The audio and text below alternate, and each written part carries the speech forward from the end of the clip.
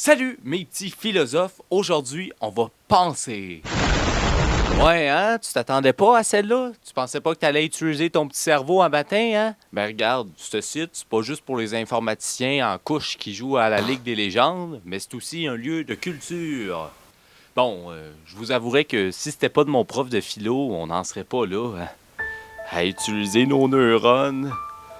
Luc, si t'écoutes cette vidéo, Oui, merci beaucoup, Luc, de nous permettre de développer notre créativité tout en stimulant nos réflexions philosophiques à travers des projets artistiques qui reflètent vraiment qui nous sommes. Merci beaucoup. aujourd'hui, on va parler féministe. Big, t'aurais vraiment mieux aimé que je fasse une vidéo ces chaussettes. Je sais pas si vous avez remarqué, mais il n'y a jamais deux chaussettes qui sont pareilles. Non, non. On fera pas ça. Pourquoi le féminisme? Ben parce que récemment, il y a une couple de gars qui ont décidé de remettre en question ce concept-là. Si les femmes voulaient être traitées égales, là, mettons que vous voulez vraiment être traitées égales, là, vous devez accepter qu'on est capable de rire de vous. On devrait avoir un cartoon où est-ce qu'on peut rire d'une femme qui est épaisse. Parce que sinon, vous êtes Puis techniquement pas égal. je comprends, je dis c'est légitime et même nécessaire de remettre en question certains concepts dans notre société. Mais pour ça, va falloir que tu sois prête à te battre. Et maintenant, dans le coin droit, pesant 127 livres, la représentante du féministe, Manon Massé. Et dans le coin gauche, pesant 186 livres, représentant du masculinisme, Joël McGurk. Mais une chance qu'on est en 2025 puis que les combats, ils se font plus avec nos poings, mais avec nos mots. Ben, une chance, sinon, Manon Massé aurait bien de la misère à défendre ses points. Quoique je serais certainement pas celui qui irait se battre avec.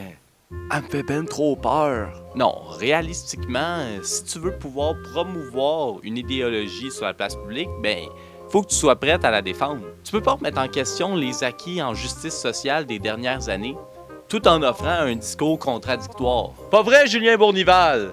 Quand il est allé à Tout le monde en parle pour discuter du documentaire Alpha, ben son discours avait quand même légèrement changé entre ce qu'il tenait dans le documentaire et qu'est-ce qu'il donnait sur le plateau.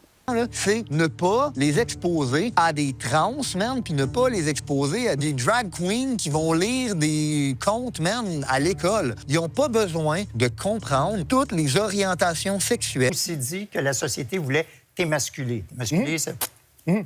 Est-ce que j'ai le droit de donner... parce qu'il y a une réponse longue Oui, pour mais ça. ben, faisant une courte, mais explique-nous-le quand même. Parfait. Mais c'est parce que... C'est dur d'expliquer des trucs comme ça quand on ne peut pas être nuancé. Il y a que deux définitions à émasculer. Tu as la définition littéraire et tu as la définition qui figure. Et la définition littéraire, c'est dans le fond, on va retirer les organes génitaux des gens. Et la définition figurée, c'est qu'on va lui enlever son pouvoir. OK? Bon, la question se pose, pourquoi on laisse à des gars de même autant de visibilité? Sérieusement, ils sont pas tant populaires, puis si tu regardes leurs chiffres sur Lucid Podcast ou tous des podcasts masculinistes, ça prend pas la tête à Papineau pour savoir que sont pas vraiment populaires, que la majorité des Québécois ne partagent pas leur vision. Mais pourquoi on leur donne autant d'espace dans l'espace public? Tu sais, sérieux, ça serait tentant quand même de juste les cancel, de retirer leur droit de parole puis de leur dire, ben, ce que tu dis, c'est de la merde, fait qu'on veut pas t'entendre. Mais honnêtement, je sais pas si ça serait tant plus avantageux pour le mouvement féministe. C'est là que John Stuart Mills, philosophe anglais du 19e siècle, nous offre une réponse quand même intéressante. Ah ben tabarouette! Galé, lui qui sort la grande artillerie d'argumentatif, il a même cité un philosophe, toi chose. Dans le fond, Mill défend le concept de croyance vivante et croyance morte. Dans le fond, Mill affirme que si une croyance devient un dogme si intouchable qu'on n'est plus capable d'avoir de débat dessus, ben cette croyance va mourir par elle-même. Comme avec le catholicisme, qui était une croyance incontestable et acquis de tous à l'époque, qui est devenue une croyance morte, vu qu'il n'y avait plus personne qui voyait d'intérêt à développer un argumentaire pour, donc cette croyance est comme un peu perdue. Alors oui, les gens à l'époque étaient catholiques ou chrétiens, dévouaient leur foi envers la religion chrétienne, mais ça s'est perdu avec le temps, puisque ça faisait si longtemps qu'elle n'a pas été remise en question que plus personne voit l'intérêt de la défendre. Vous me suivez toujours? Oui, c'est sûr que c'est difficile de réveiller son cerveau blindé à coups de brain rot, mais t'inquiète, je vais te le simplifier. Mettons que depuis ta plus tendre enfance, on dit « À tous les dimanches, tu dois aller à la messe. » Tu vas probablement aller à la messe tous les dimanches. Bon, tu vis ta vie bien normale comme tout le monde. Mais il y a une nouvelle émission qui arrive et tu as vraiment le goût de l'écouter. Sauf que le hic, c'est que cette émission-là est en même temps que la messe le dimanche. Sauf que tu as vraiment le goût d'écouter cette émission-là. Mais tu as toujours été à la messe tous les dimanches. Fait que là, ça se peut que tu te remettes en question puis que tu te dises ouais, ben, le plaisir que j'ai à écouter Occupation Double mes dimanches au lieu d'aller à la messe est plus grand que quand je vais écouter un pasteur parler pendant 3 heures. Fait que ça se peut que petit à petit, t'ailles moins à la messe pour écouter plus Occupation Double le dimanche. Ben, c'est un peu ça qui peut arriver avec le féminisme. S'il devient impossible de remettre en question ce choix d'égalité qu'on a fait en société, ben, ça se peut qu'avec le temps, on oublie les raisons qui nous ont poussés à faire ce choix. Et c'est là qu'est le vrai danger. Si à un moment donné, il devient impossible de remettre en question les choix d'égalité sociale qu'on a fait en tant que société, bien, ça se peut que ces choix-là deviennent des croyances mortes.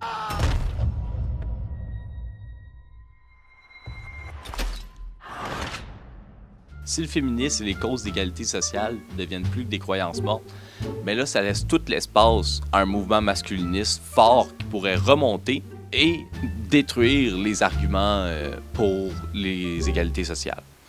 Ce qui serait quand même un certain drame. Puis là, je le sais que d'entendre une bande de gars avec des gros bras hyper condescendants remettre en question des valeurs qui sont pour nous sacrées, le féminisme, l'égalité homme-femme, c'est des valeurs sacrées dans la culture québécoise.